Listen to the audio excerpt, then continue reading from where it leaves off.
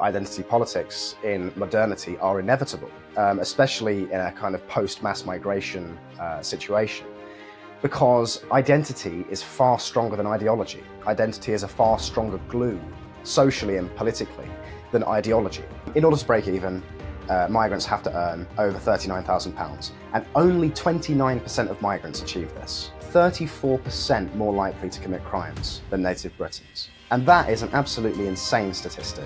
We have 10,000 foreign nationals currently in our prisons. Mass migration does bring crime. It brings division, it brings tension, all of these things. And that's not even to mention things like the grooming gangs all up and down Britain, which is a problem that is still ongoing today. If they concede that mass immigration has failed, what that means is their ideology, this liberal notion that we are just interchangeable and that we are all the same, fails. It collapses. And then when that collapses, the rest of their ideology collapses as well.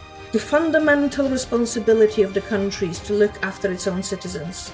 Yeah. Like, if you don't have that, what are you? We're going to see more and more people feeling as though they have no other recourse but violence. And that's a bad thing, because that's how societies collapse. Political revolution, where progressive liberal politics that have been completely dominant for the last however many decades, maybe since the end of the Cold War, will fall. There is a growing frustration within the British public about the sort of the second-class citizenship in Britain.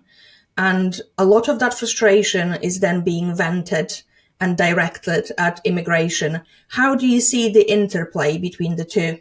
It's a really important point to understand this, I think. So immigration, many people, myself included, view it as being one of the most pressing issues of our time in Britain. But really, immigration should be understood as a symptom of a larger underlying cause or disease that has infected our society for many decades at this point. This is the problem of having a ruling class, an elite, that simply don't understand that their job is to lead. We've had a managerial elite for several decades now who treat the business of government as essentially, looking over spreadsheets and treating it as a game of profit and loss, as opposed to a more spiritual and historic conception of leadership where it is their job to ensure the well-being of the society that they govern. And this is not some sort of socialist idea where we're talking about equality, but it's about looking at the quality of life, the kind of sentimental and spiritual health of a society, and understanding that there are things you can do that improve that and things that you can do that degrade that. And for consecutive decades, we've had a ruling class who has continuously done things that have degraded that. Immigration is but one example, but it is the most obvious, the most immediate, and the most damaging example of these policies. Because I have come to believe that mass immigration in Britain is thought of as being more than a mere policy by our governing elite. And when I say governing elite, what I'm talking about is the totality of the regime that governs us, because this is not it's not as simple as just the elected MPs in Parliament. That is merely the public-facing element of the government, because the government, like any other organisation, has a public-facing element and a private-facing element. And at an election, you vote in and out the public-facing element, but the private-facing element remains the same. There's 500,000 people who work for the civil service, and that really is the scale of the beast that we're dealing with here. And each and every one of those people, especially the ones that hold some kind of authority within the structure, believe completely in the idea of human fungibility. And what that means is they think that all human beings are essentially a blank slate, that we are all essentially fundamentally the same, and therefore can be interchanged, swapped in and out like cogs in a machine, and the outcome will be exactly the same. Now, obviously, this, to anybody with any sense, is a bonkers idea, because it's self-evident that different groups of humans have different morals, different values, different ideas about what is good, true, and beautiful, and this sort of thing. And therefore, you find a situation now in Britain where, in the name of multiculturalism, we have in many towns and cities different groups of people who are very, very, diverse, if you want, grinding up against each other. And what this is causing is an enormous amount of tension. We've seen recently this spill over into violence with the riots, mostly in the north of England, which has been hit hardest by immigration, especially in working class communities. And it's no surprise that this is happening, because this is what comes of this policy of mass immigration. Because, as I said, it's an article of faith, ultimately, for the ruling class. Because if they concede that mass immigration has failed, what that means is their ideology, this liberal notion that we are just interchangeable and that we are all the same, fails. It collapses. And then when that collapses, the rest of their ideology collapses as well. So that I think is one main reason why we have seen this kind of complete unwillingness by the elite to properly address the concerns of the public around immigration. Now, the conversation is shifting. You know, we have the Reform Party in the UK who ran on immigration as their main issue. We see Robert Jenrick in particular, Conservative Party leadership candidate, actually running to the right of reform. Just today, we've seen him speaking about the need to deport illegal immigrants who have settled in the UK. And I personally believe that this is essential because in the same way that the policy of mass migration is an article of faith for the ruling class, what that means is it's not enough to just end immigration. There has to be an active effort to reverse some of the damage. And so I believe that any party that is not willing to commit to deporting every single illegal immigrant that currently resides in Britain, and this could be as many as 1.2 million, as a Pew research paper suggested in 2017, so it's likely a lot more than that now. Any party unwilling to commit to deporting each and every one of those people cannot be considered a true opposition to the establishment. So this is why immigration is so important, because it's not just a policy, it is an axiom of the ruling class's belief system. And it's for that reason that it's been so difficult to have a conversation about it up until today. Mm-hmm. I think the really frustrating bit for me was I sort of sit back and look at what essentially the political parties of all shapes and colors and sizes were talking about, and they don't seem to grasp the idea that society isn't just what they've got today and tomorrow. The society is also the responsibility that you've got to your ancestors and the fights that they were putting forward, and they were the things that they were sacrificing to get us to where we are today. But then also we're talking about the future generations. And it's very, very difficult to look at a lot of policies that the elites have been implementing on both left, right, and center that has got a very long-term beneficial view to Britain. It all seems very, very immediate. It all seems to be about plugging the holes that are sort of the most felt now and that will win them elections. And it's kind of the type of thinking that is, to hell about 5 years from now. But I think the interesting thing about the for example, the conversation about the deportation was a couple of days ago, even Nigel Farage, when he was being interviewed by GB News, he mentioned that it's impossible to deport illegal immigrants. And that I think his sort of idea was that we've got this problem and we need to deal with it. So it's interesting now, actually, the Conservative Party, or at least one MP within the Conservative Party, waking up to the fact that they have to fight essentially and win the public's trust against the reform. Yes. Yeah, well, this is what I'm saying. Jenrick is running to the right of reform. A great many people were very disappointed by Farage in his interview with the excellent Stephen Edgington on GB News, because he did say that it's a logistical and political impossibility to carry out mass deportations of illegal immigrants. But actually, I think a lot of people think, well, if that's not the ultimate purpose of the Reform Party, then what's its point, And I think part of the reason for this is Farage, for his entire career, has been called racist at every turn. And for his entire career, he has made great efforts and spent an enormous amount of energy on trying to convince people that he isn't. And he isn't. Let's be clear here. I've met Farage a number of times. He's not racist. He's a fundamentally unracist man.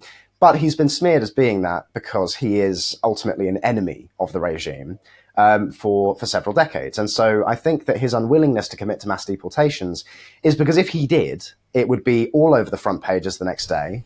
He'd be smeared as a racist. And an enormous number of people would buy it, because as frustrating as it is, there is still an enormous number of people who are plugged into the kind of mainstream media and who still believe a lot of what they say. And so whether they see it as a political tactic on the part of Farage, whether he's concealing his true motives, or whether he genuinely believes what he said, I don't know. I can't be sure. I know that there are people in and around the reform orbit who are quite sound, but at the same time, a real problem that I've had with reform, and this touches on something that you just said, is the fact that what they continuously come back to as their kind of driving principle is the notion of British values. Okay, I was at the Reform conference over the weekend, and this phrase came up in basically every main speech by the MPs and representatives of the party. Now, you mentioned the kind of Burkean idea of the contract between, the past, the present, and the future. The ancestors, those currently alive, and those yet to be born. Right? Yeah. That captures the essence of Britishness, in my opinion, because Britishness and Englishness as well, if you want, is not something that you can sum up in what amounts to a bullet point list. Because that is what, the notion of British values are. This is a creation of New Labour, ultimately, because this is when that phrase really entered the mainstream, and then it was picked up and continued by the Cameronite Conservative Party. And really, when you ask, you could ask two people, what are British values? And you'll get wildly different answers. If you ask your average sort of liberal Labour voter, they might say that British values are, gay marriage, tolerance, democracy, and so on. Whereas if you ask somebody who votes for reform, then they would say kind of, the stiff upper lip, the blitz spirit, fortitude and all this sort of thing. Fundamentally different conceptions. And so that's why it's so interesting to hear Robert Jenrick campaigning on the concept of English identity, because that's a fundamentally different framing here. And it's only when we start to move into that kind of framing, I think, that we will make any progress. Because the idea of British values, not only is it a concept that belongs to the enemies of people like Reform and the Conservative Party, but it is ultimately meaningless. And moreover, when you ask those kind of civic nationalist types who believe very fundamentally in the idea of British values, whether they would have a problem with, for example, half of the native white British population being replaced by Africans, for example, as long as they buy into British values, they don't have a problem with that. Whereas any right-thinking person will understand that the demographic reality that would represent would be a problem for the native British people. But when you think only in terms of ideas and values, you're blind to that problem. And I think it is part of the British character to be a bit uncomfortable about conversations like this. But ultimately, we're in a place now, politically, socially, culturally, where they need to happen, and that's why it's so refreshing that I'm speaking to you today, so that we can have these conversations. I think one of the things that, for example, I'm a first-generation immigrant from Poland, and how we perceive Brits, for example, is there is always something about you guys being such a polite nation. Like even if we are having difficult conversations. Like even your language is very, very polite. So like, just to give you an example, in Russian language, Ukrainian language, Polish languages, all that, can I have cup of tea is polite. There is no please in there. There is no need for please. So even that even the way that our language is structured, like, unless I'm not telling you, get me the cup of tea, numpty or whatever. If I don't say that, I'm being polite because there is a question there. Like, please doesn't even it doesn't even come into the conversation. It's not in the language. There are some nations that are way more direct. I think the Brits have always had this way with the words, and I think that's part of the reason why you're so good at sarcasm, for example, is because there is this humor and the depth of wit that is hidden sort of behind that polite language that really isn't the case in other European nations. And all of these tiny little things, it makes you guys who you are as a nation. And the fact that you can even implant me. And, I've essentially spent 19 years of my life in Poland, coming up to another 18 in the UK. I've now lived in the UK almost as long as I've lived in Poland. I'm still a hybrid. I'm not fully British. I'll never be. I'll always be a bit more straightforward than you are, or a lot of the sort of your average Brit. So this whole idea that you can just meld people from all over the world into one place and still call it Britishness or French or, whatever you want to, whatever label you want to stack on it, is just not true. But going back to sort of the issues that we've got in the parties, I think because anything that is public facing is so far to the left, the Orwellian sort of, the Overton window has shifted so far that reform is being constantly attacked, whether deservedly or not. And that will be the case. So anything that they come up with is going to be tried to be sort of bent to present them in a certain light. And that's certainly going to be their challenge, I think, as they go forward, because they are essentially operating in the system that doesn't want them there. Yeah. Well, a couple of points to make here. First of all, I have an enormous amount of love and admiration for Central and Eastern European countries, because I think that in this sea of madness that is Europe, some of those countries, I was in Hungary last month, they represent a real beacon of sanity in that kind of madness. Because, I mean, my personal theory on this is, these are countries that have experienced the very worst ends of ideology, whether in Nazism or communism, Soviet communism. And so therefore, in the modern day, they have this kind of inbuilt defense mechanism against these kinds of ideas. Like, you go to Hungary, for example, and they haven't had mass immigration. They haven't had bonkers, ultra liberal woke ideas being taught to children in schools. And that's because they know they know this game. They know what this stuff actually is. Whereas in the decadent west of Europe, we haven't had that experience. We've never actually lived under proper, the boot heel of communism or fascism, and therefore we don't have this inbuilt defense mechanism against these things. But when it comes to reform, I mean, it's still early days. The general election was only a couple of months ago. And I think a lot of MPs are still finding their feet. I think things are only really just starting to get back into the swing of things, because Parliament was in recess until last week. And so, it remains to be seen how reform will truly perform when it comes, when push comes to shove.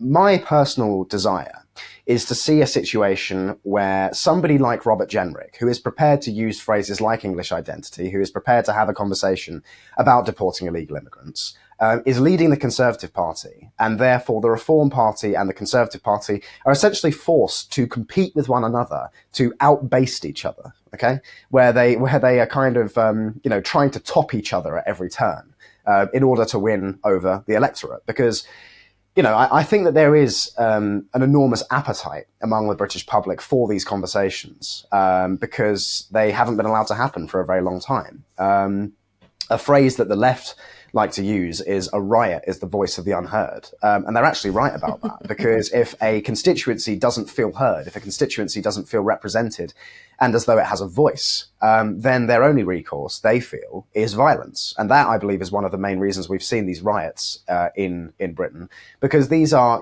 primarily native ethnic English working class men who had just had enough, who were just sick of it. And sure, there will have been some crazy people who were involved in those riots. And obviously I disavow the violence, but actually there has to be an understanding of why that happened in the first place. And that is because the native white British working class population of Britain have felt unheard for a very, very long time. They don't feel represented by either the Labour or the Conservative Party. Now, Reform are coming in as an insurgent party, and I think a great many working class people have put their faith in Reform. If you look at the places where Reform won, and indeed where they came second at the general election, these are all working class constituencies, primarily. And that's because a lot of these policies, like, primarily mass immigration, they hit working class communities the hardest. Because it's one thing to live in Kensington and Chelsea in London and have, immigration to your neighborhood because you're living in a very affluent area. Where the crime is not particularly a concern. You probably have enough money to afford the rent or the house prices. Paying for food is not a concern. Whereas when you're in the north of England and there's no industry, there's no jobs, there's nothing really giving your life any sense of purpose or meaning. Everything is unaffordable. Everybody around you is miserable for that reason. And then you watch your town centre, your neighbourhood, your village, your community fundamentally transforming to a point where it's unrecognisable to you. Yeah, that makes people angry. This is not rocket science. And the most frustrating thing, really, from a political perspective, was the response of Keir Starmer and his government, because his response was not to come out as a sensible politician would and say, look, I hear your concerns. I recognise what it is that's caused all of this, and it's about time we had a conversation about it. Instead, he came out and said these are far-right thugs, and he started throwing people in prison, which is just like pouring petrol on the fire. And so I'm personally of the belief, and I say this with no joy whatsoever. In fact, I say it as a lamentation of the state of my nation. But I think we're staring down the barrel over the next 20 to 30 years in Britain of a situation that looks something like the Troubles in Ireland, but on a far, far wider, nastier, more violent, and ultimately more destructive scale. Because unless something is done about these policies of mass immigration and ultimately cultural revolution, where we're told that British culture is evil, British history is to be ashamed of, and all this sort of thing, we're going to see more and more people feeling as though they have no other recourse but violence. And that's a bad thing, because that's how societies collapse. So unless a competent ruling class is brought in, and unless new leaders are prepared to step up and have these conversations, then it's going to be a very, very difficult few decades indeed. I think the problem with Labour, which is now seen in their polls and ratings and support, it isn't just down to the scandal after scandal with regards to the money and freebies that they've been getting. It started when the response about the riots came in, and if it's the riots on their side of the argument, then they are supported. If it's the riots about an issue that they view as sacred, then off to the prison you go, and they will let pedophiles and murderers and really, really dangerous people out on the street to make space for, a granny that put a tweet that they didn't like. For me in particular, the fact that in the UK you had an arrest and a conviction of someone for anti-establishment rhetoric on Twitter, that's communist. That's a communist idea. Straight out of the Soviet Union. That is very, very dark indeed. And it's just absolutely bonkers. But what you were essentially saying there is the impact on the smaller towns, the impact on these smaller communities that perhaps, don't have the same capacity to absorb these hundreds or thousands of people from completely different culture and be completely happy about it. Now, I actually live in the Northwest, and one of the towns that was rioting, although it wasn't the far right riots, it was the riots that didn't happen according to mainstream media. It's difficult, I think, to talk about it because not many people do. There are places, there are areas in this town that are no-go areas for a certain demographic of people. I've been followed by people during the day. I've heard anecdotes of other women trying to be dragged into the vans, being constantly harassed whilst we are during the day, just walking past that particular area. And you can say, well, these are just anecdotes. Well, they are anecdotes, but partly because nobody actually wants to gather data about it. And even if they do have the data, they don't actually tell the public. So then the public, whether rightly or not, base their opinions on the anecdotes that they hear.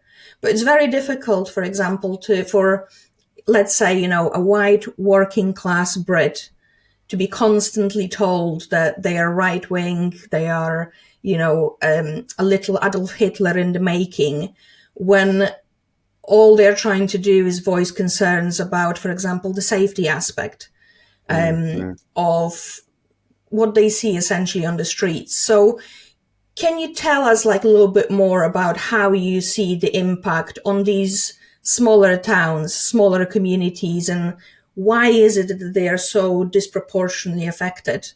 Yes. Well, you're right to say, people level the accusation, well, it's just anecdotes and where's your data? But actually, these are anecdotes that have only really started to be spoken about over the last 30 or so years, since 1997, which is when mass immigration really did start to ramp up. I mean, we've had what I would regard as mass immigration, which is to say tens of thousands of people coming into Britain since the end of the Second World War. But it was after 1997 that it ramped up to the hundreds of thousands. And then, of course, over the last couple of years into the millions, which is, historically speaking, unprecedented and absolutely mad. But in terms of the crime that mass migration brings, the statistic that the Centre for Migration Control, my organisation, has unearthed is that migrants are 34% more likely to commit crimes than native Britons. And that is an absolutely insane statistic.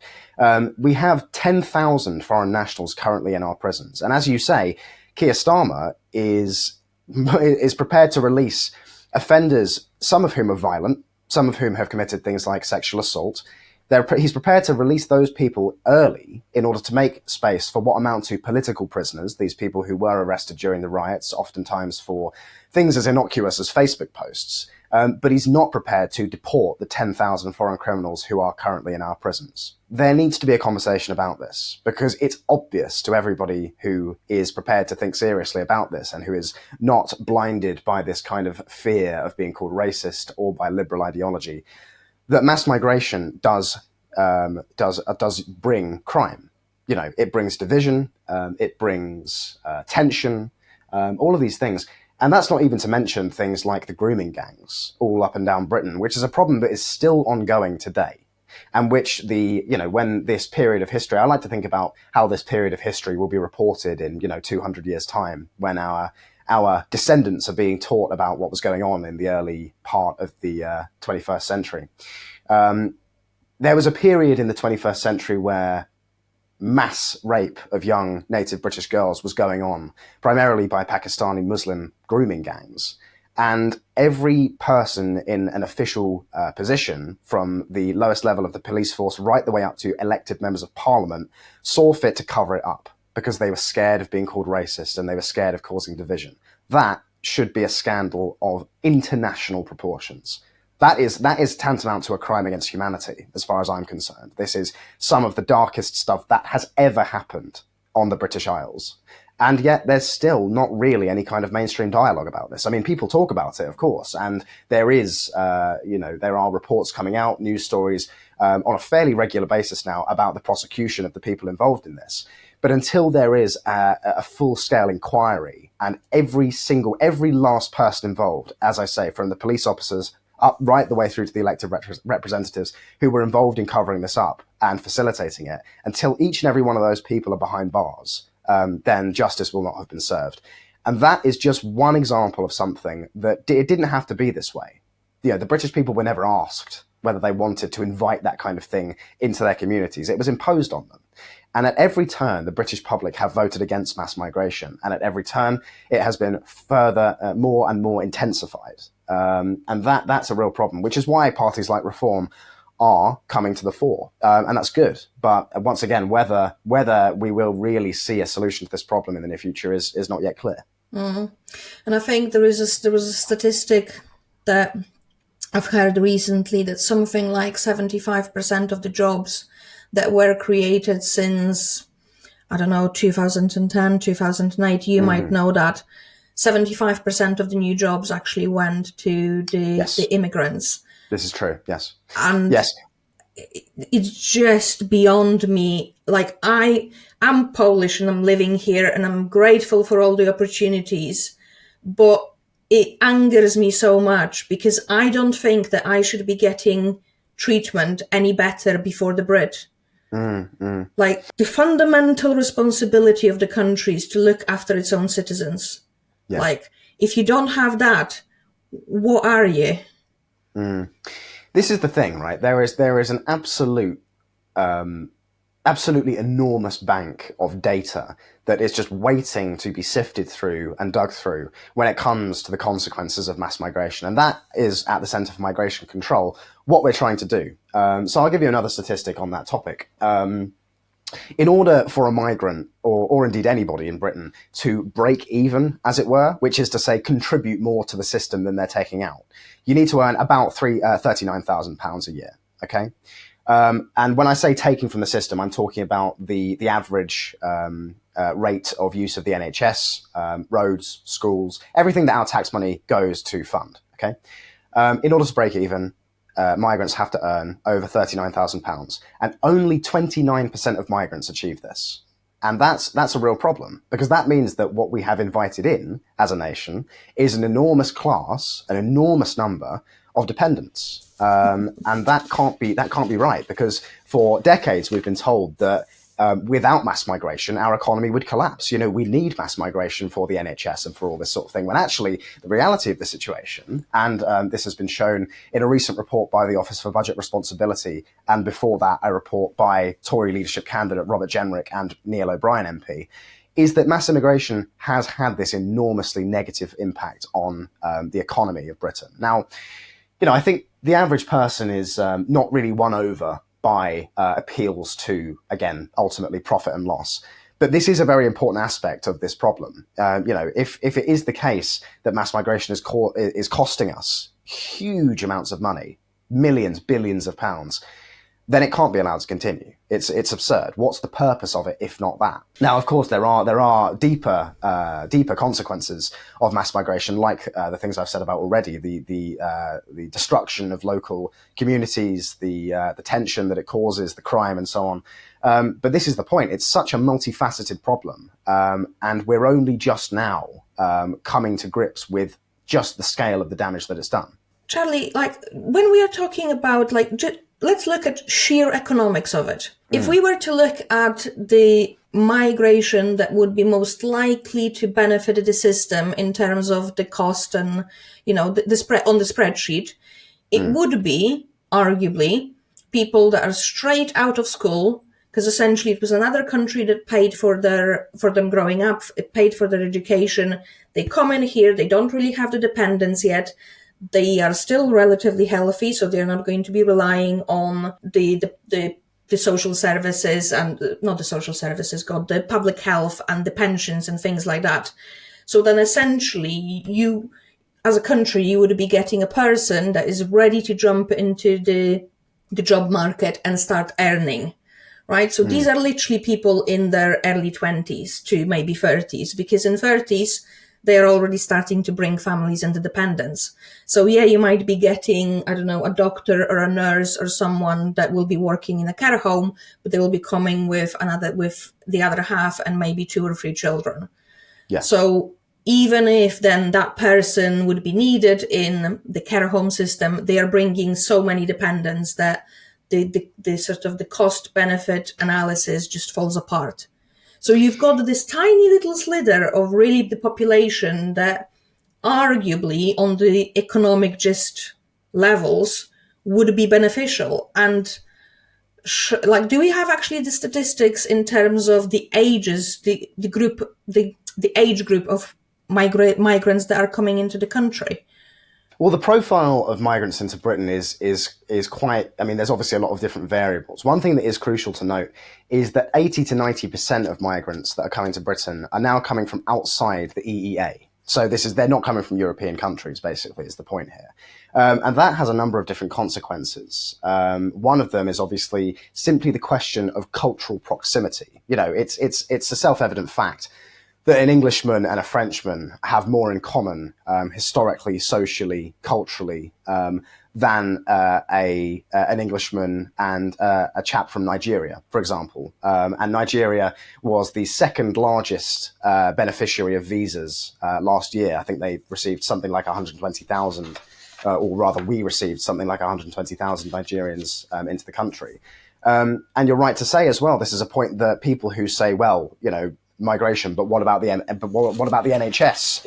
If we reduce migration, then there will be nobody to work in the NHS. And you're right to say that actually, about 25% of the NHS's workforce are immigrants, but actually about 25% of the population are immigrants. So it tracks perfectly. Like this is a constituency that is coming in and ultimately just serving itself at the end of the day. There might be one doctor, but they'll bring three dependents. So the actual net cost is two extra people. Two extra people using the NHS, and the doctor himself will use the NHS.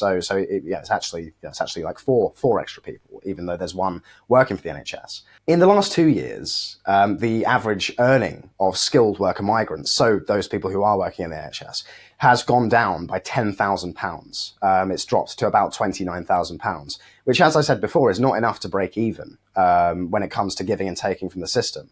There is all of this data out there that's just waiting to be captured and spoken about that people aren't interested in doing. The government certainly aren't.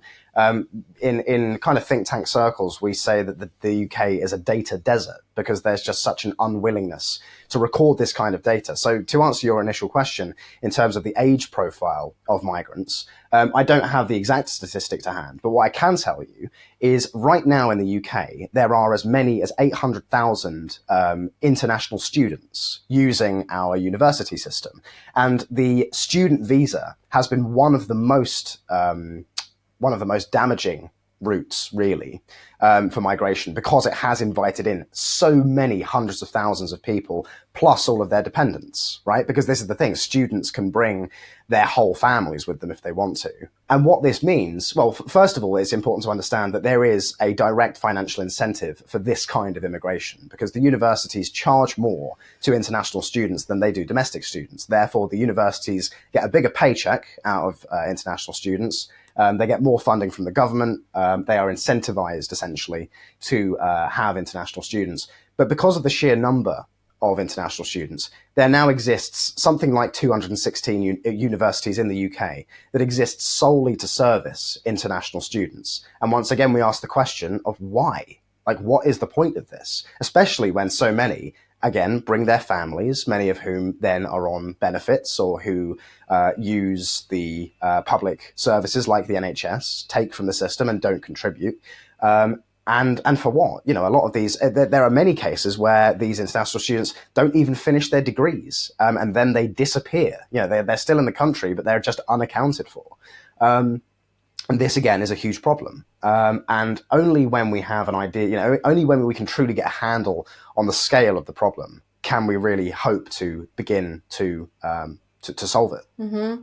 There was something earlier on that you said about the cost, and I think that there could be an argument put forward that, if the nation is rich and has got a surplus of funds, then they would have the moral obligation or the moral pull to help others that are less fortunate. But over the span of tens of years, 10, 20, 30, I don't know whether the statistics about how much the immigrants take, for example, from the system were the same, for example, 20 years ago when it was mainly European, essentially, the migration. But let's sort of put that aside.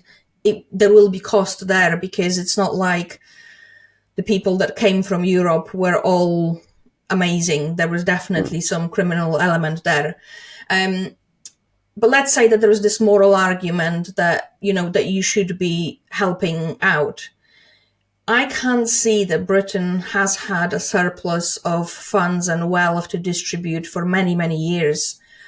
Since I've arrived here, and I came here in 2006, it is unrecognizable place to what it used to be already. And I'm talking about 18 years.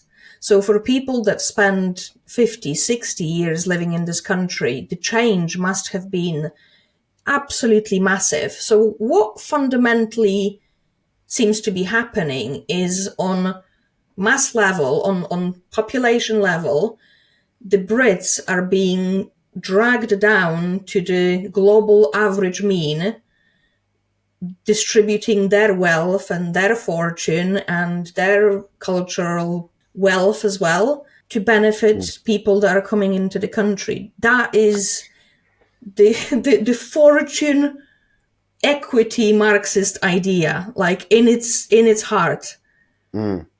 Yeah, this is a really, really important point that a lot of people are still not talking about, which is the fact that actually I understand the impulse of a lot of people to want to help those people out there in the world who are vulnerable and who are suffering, who are malnourished, who are living in poverty, this sort of thing. It's entirely appropriate for any kind of self-respecting nation, first world, developed, wealthy nation like Britain once was, to have that kind of impulse. Because, you know, I'm a Christian. I believe that if we can, we should help people. Like, that's not an unreasonable idea.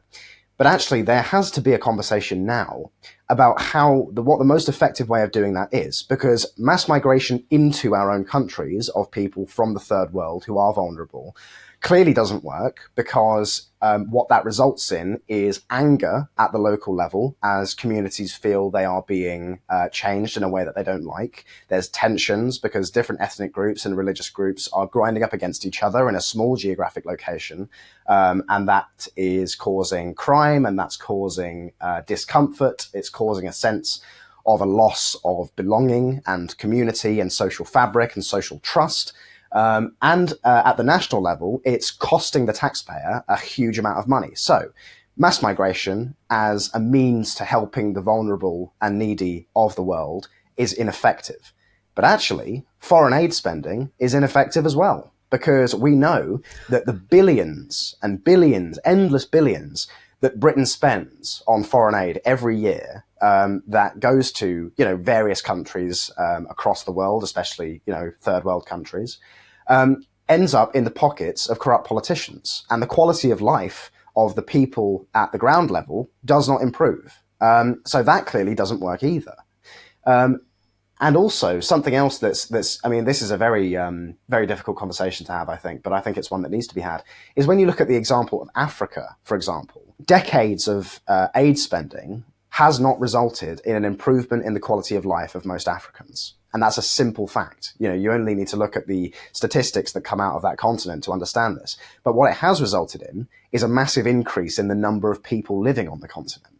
You know, this is a continent of over 1 billion people now, and that wasn't the case before. And what that's meaning is there's an enormous number of people spilling over into Europe. And that's part of the reason that we're seeing the kind of mass migration we are, because there's just because of the sheer number of people who are living in poverty, who see Europe as this kind of paradise, this shining city on the hill, this ideal that they want to get to, and quite understandably so. But again, what this is resulting in is the destruction of Europe. So there has to be a conversation here, right? Because we have to answer the question. We have to come to terms with the idea, okay, are we interested in helping these places or aren't we? Because if we are, the remedies that we've been using for the last several decades have failed. And therefore, there needs to be a conversation about how we proceed from here. And what I was trying to figure out in my head, which you might sort of help me out in the way of thinking about it. Let's say there is a young man coming from, let's use Poland, for example, early 20s, comes into the country, works for 10 years, commits a crime, goes to prison. Now, in terms of what would be best for the Brits, would be to deport him, right? Because why the hell should Britain pay for foreign criminals, essentially, in their prison systems, in their justice systems? Doesn't make sense. Yeah. But you could then argue, well, Poland actually paid for raising them, and then he buggered off, so Poland never actually got any taxes out of that one person. The only country that then got any sort of taxation from that person was Britain. So, you know, that's kind of your problem now.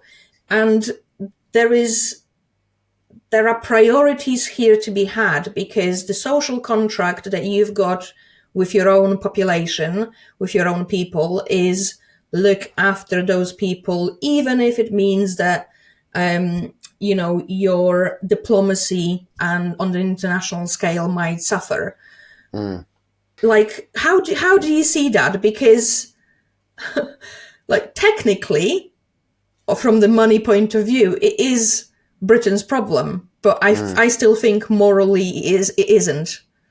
Well, you've touched on something so interesting here, because this actually speaks to a larger issue. Because once again, if we only think as our elites do, in terms of profit and loss, in terms of quantity, then you can actually make quite a compelling case that prisoner should stay in Britain, because they've only paid into the system in Britain. But actually, that misses a far more fundamental point, which is he's not from here. He's not of this land. And therefore, the idea, if he comes here and commits a crime, it's like inviting somebody into your home and they just start flipping tables and ripping down paintings and spray painting on the wall and all this sort of thing and trashing the place. You kick that person out, and that's just quite a simple moral thing, in my opinion, because this fundamentally comes down, and this has come up already today, but I think it's really important that we hit this point hard, to the conversation about identity. Because that person who's come into Britain, who has worked in Britain, who's then committed a crime in Britain, and who has gone to prison in Britain, isn't British.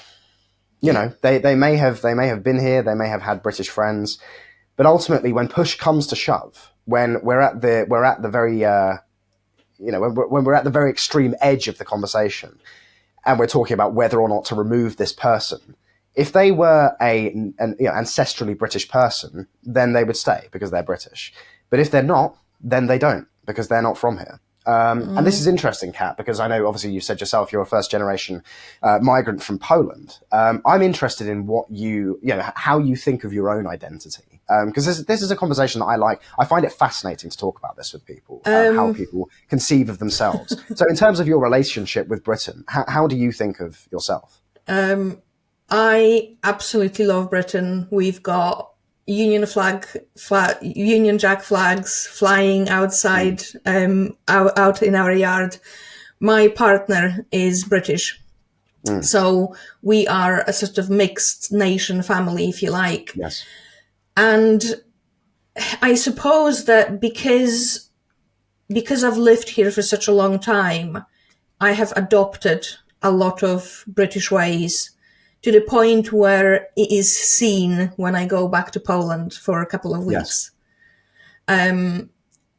I worry a lot about the direction of the country. I don't like at all what's happening. I am genuinely scared to raise my kids in this country, especially with the levels of crime that we've been seeing, especially with the types of crimes we've been seeing. And I am genuinely almost like confused, but it's more like sadness, really, because I've had literally nothing but good stuff coming out of this country. All my friends are British, all but one. I've got one Polish friend over here, and even she's married to an English guy. So it's only when we actually meet just one-to-one, we talk Polish. Like, I talk English at home. Like, I'm not really very eloquent in Polish anymore. So I'm kind of in this, no man's land in the middle.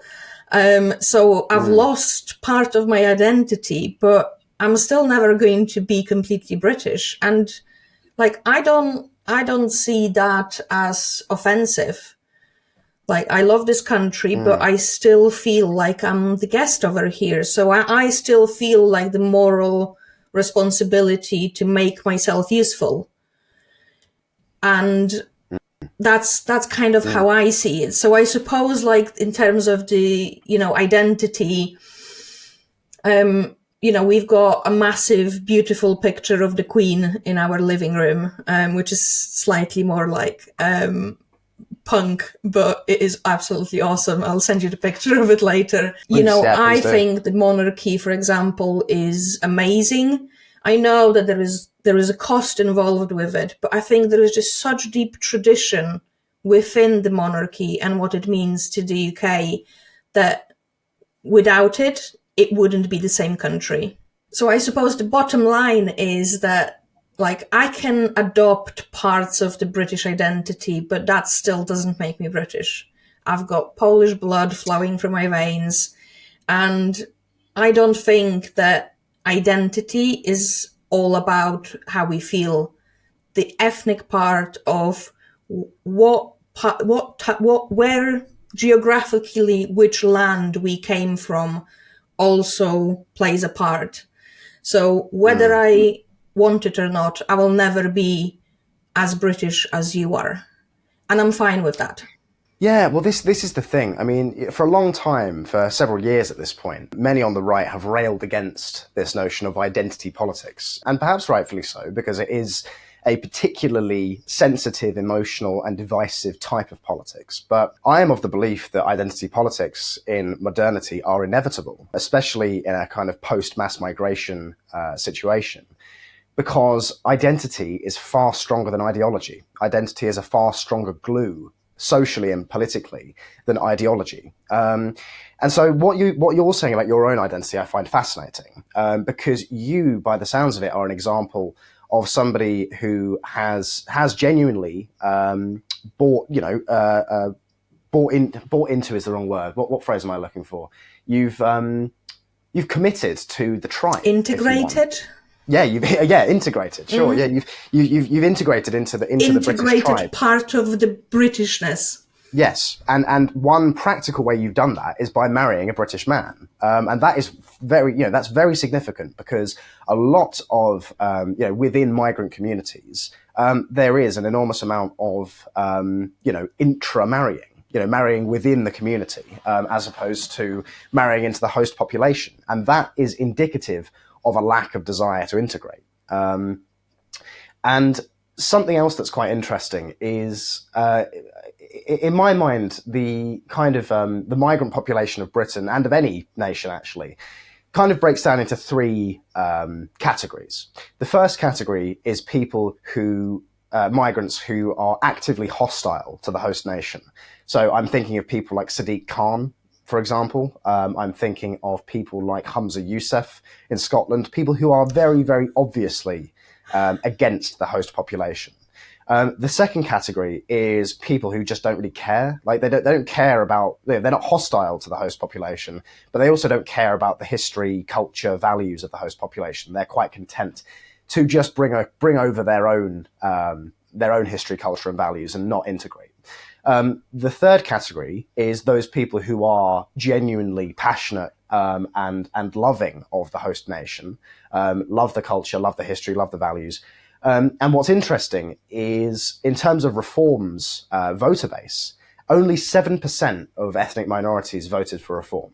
And that's interesting, because I think that 7% figure probably tracks with that third category I've just laid out. I think between 5 and 10% of the migrant population are the types of person that I was just talking about. People like yourself, actually, Kat. And I think the remaining 90% either are indifferent or are actively hostile to British culture. And there has been this dream, this ideal of assimilation sold to us for a very long time. But it's clear that it is a very small number of people who are actually capable and willing of integrating. And, you seem to me to be a prime example of this. But the unfortunate truth is you're in a minority. And I think, I find it very, very flattering, I suppose, that you have, decided to migrate to my homeland, my home country, and embrace my culture. I find it an honor, actually, that somebody like you would do that. But the fact of the matter is that most migrants aren't doing that, and that's a huge problem. Mm.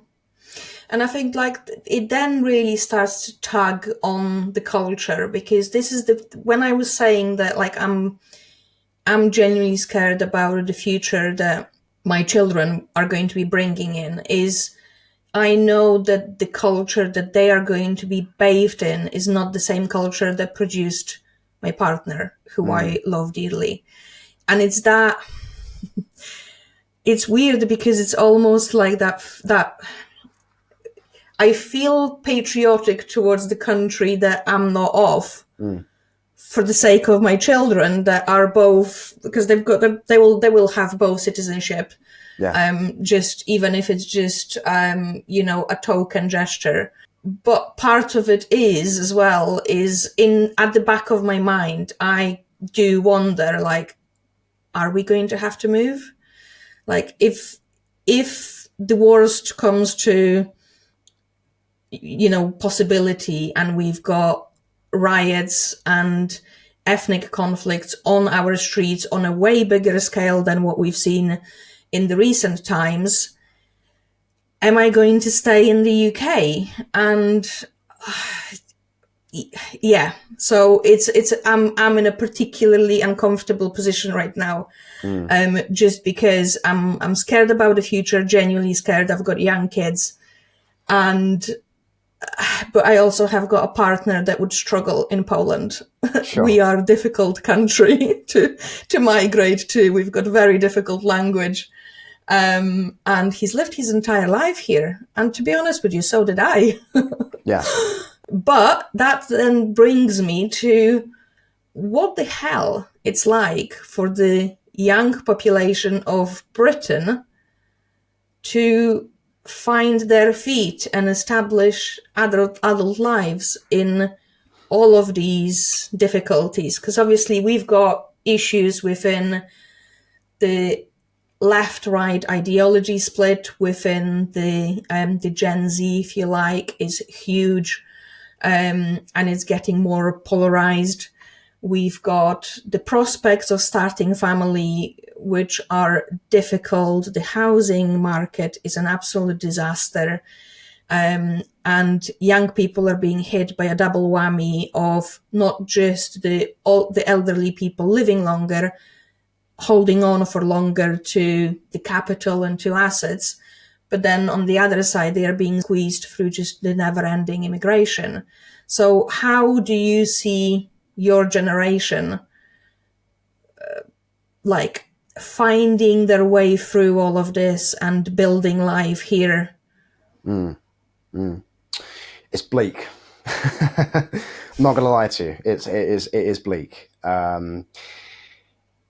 There's so much to say about the condition of the Zoomer in Britain. There's so many different aspects to it. But the place that I would begin is the fact that, I'm 23 years old, right? I was born in the year 2001.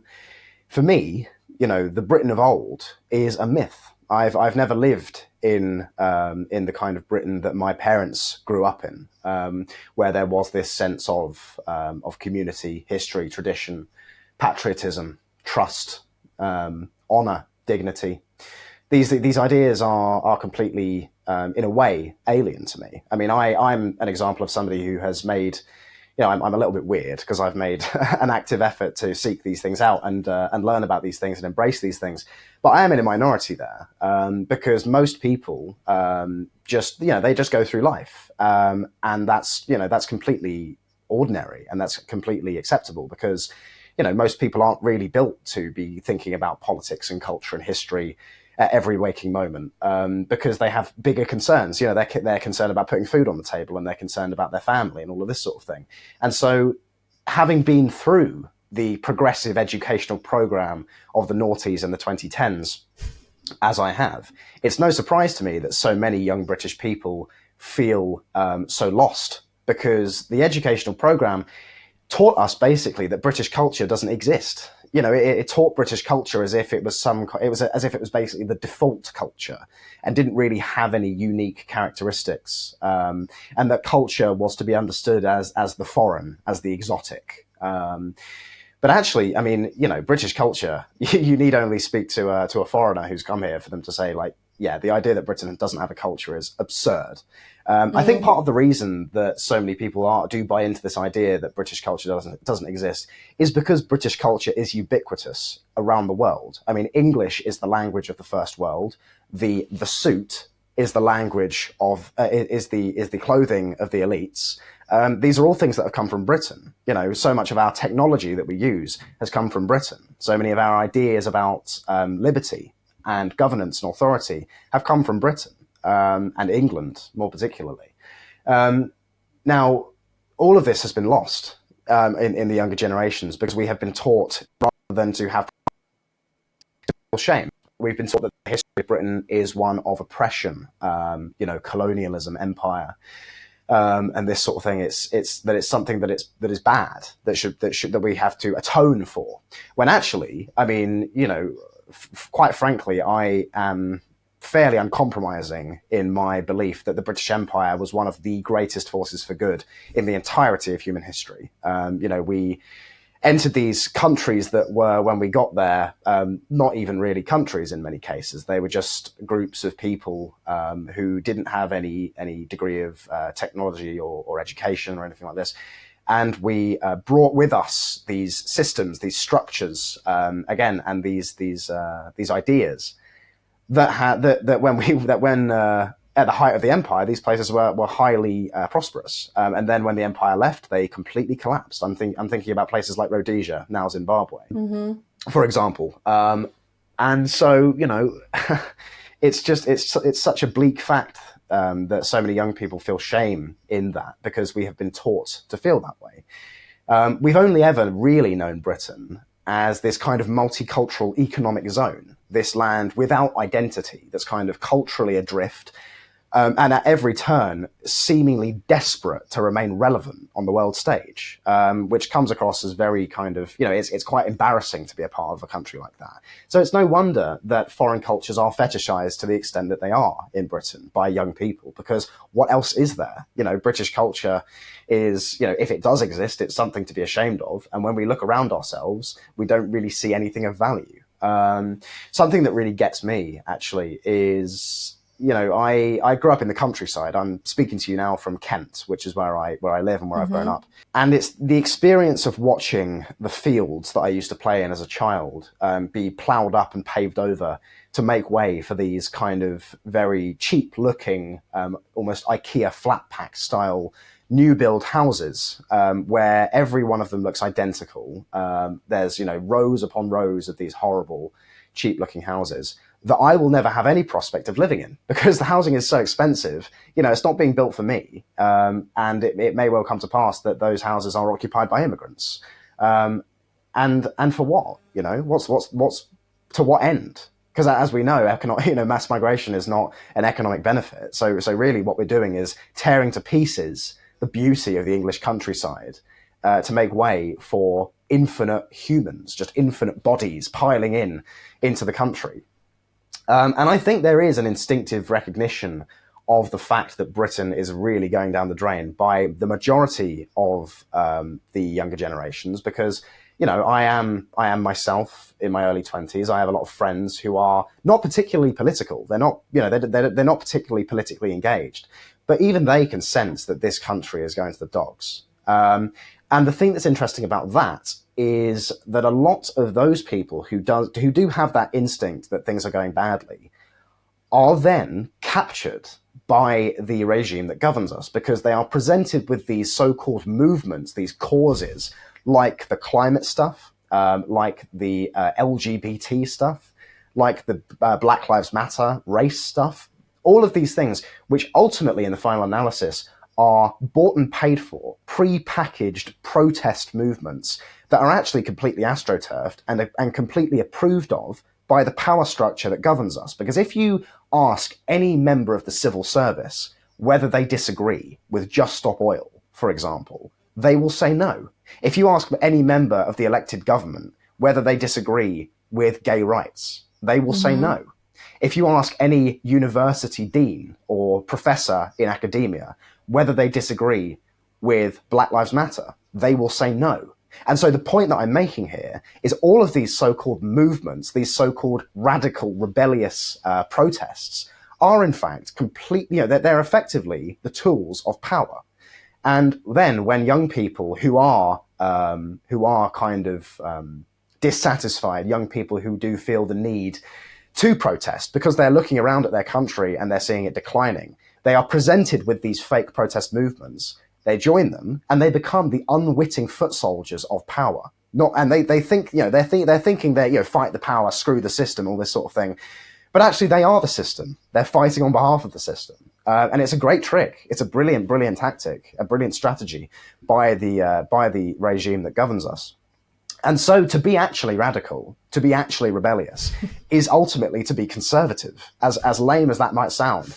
It's true. To be patriotic and traditional in your beliefs about reality and morality and beauty and truth, to be essentially to love your nation, to love your history, and to love your people, and to feel a sense of duty for these things, is rock and roll. Like, that's what it means to be a rebel in modernity, which is such a funny situation. But actually, something that I am endlessly heartened by is the increasing number of young people who are waking up to this fact. 1 in 10 under 30s voted for reform at the general election, for example, which is a very, very surprising thing. Moreover, you look across Europe, and this phenomenon is sweeping the continent. The AfD in Germany recently had massive numbers of young people supporting them. The National Rally in France has an enormous youth wing, very, very successful, full of intelligent, attractive, relatable, driven young people. And that's the point, is those young people who are drawn to dissident politics, to right-wing politics, to the politics of patriotism,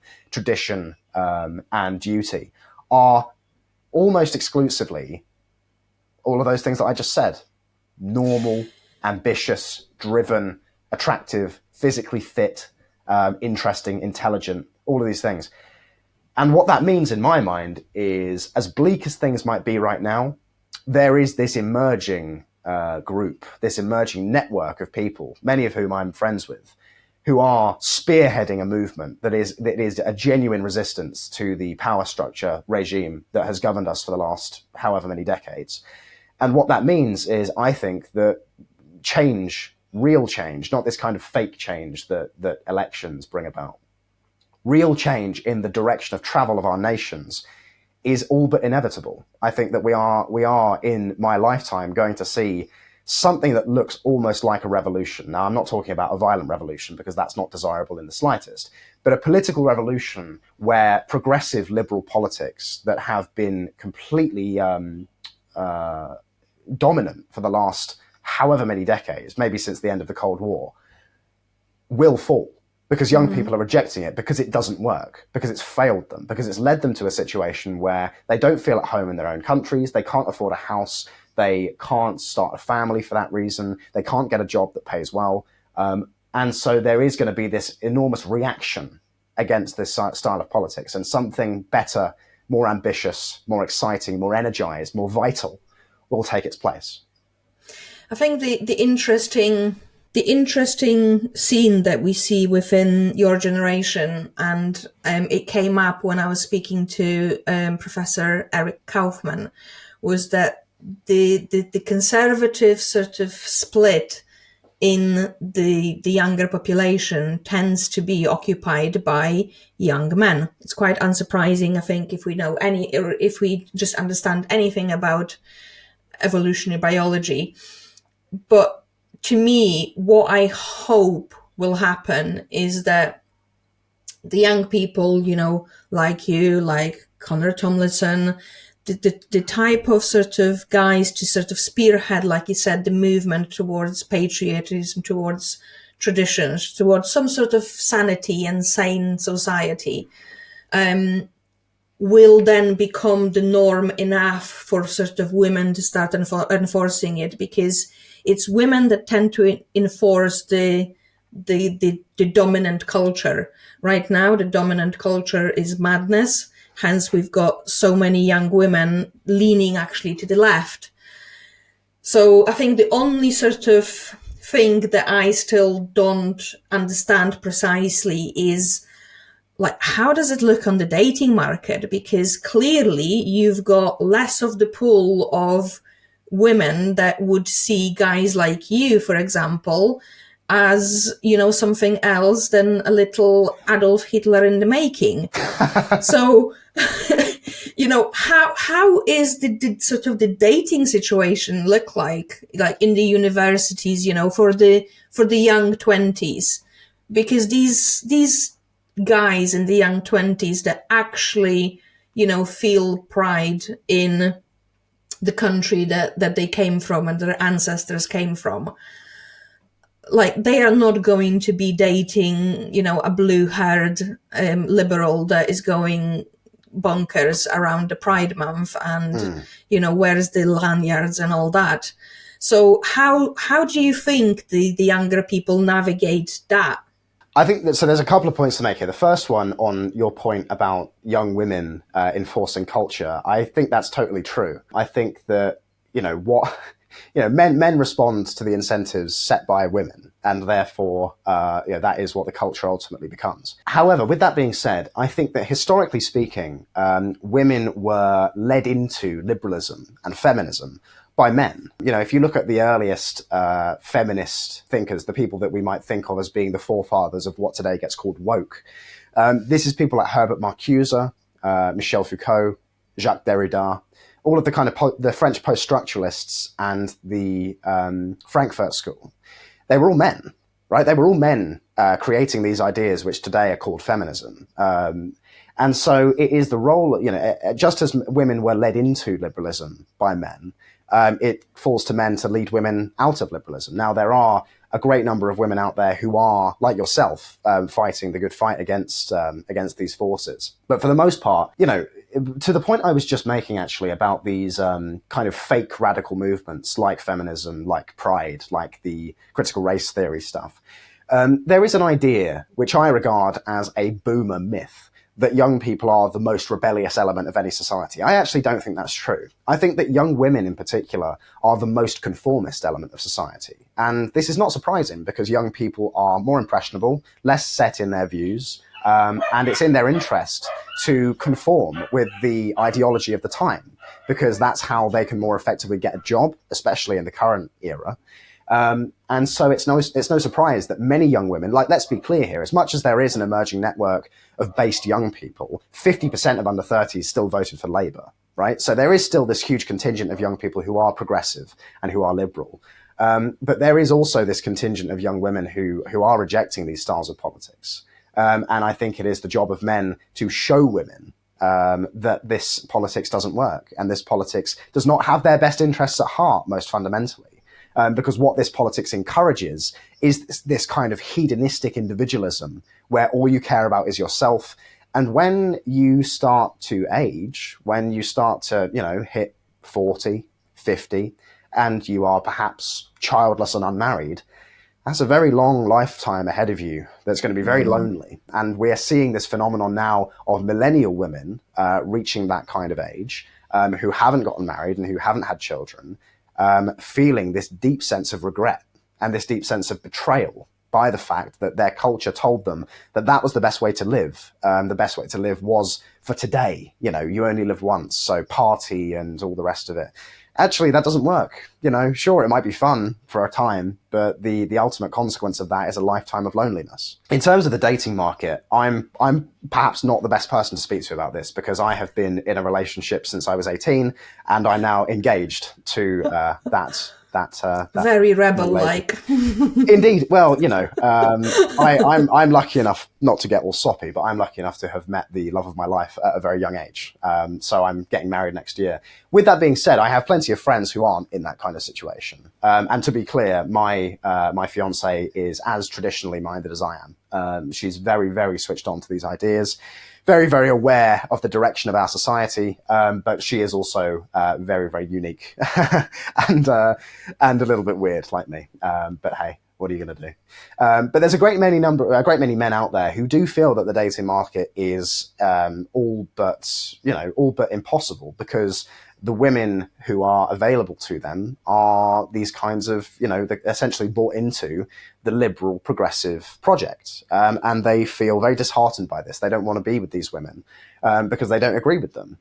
However, what I would also say is it is the role of men to become attractive to women, because a lot of men who are complaining about the dating market have a hell of a lot of work to do themselves, right? And this is not difficult stuff. All you need to do is lift some weights, play some sports, eat well, sleep well, live well, steer well clear of alcohol and drugs. This is basic stuff. I don't need to go back over all this stuff. This is, self-improvement, self-help, Jordan Peterson 101, right? But these things are, although Peterson was, he was big a number of years ago, and obviously he's still very big now, but in his real kind of peak, kind of 2016, 17, 18 time where he was delivering these messages to young men, they still remain true.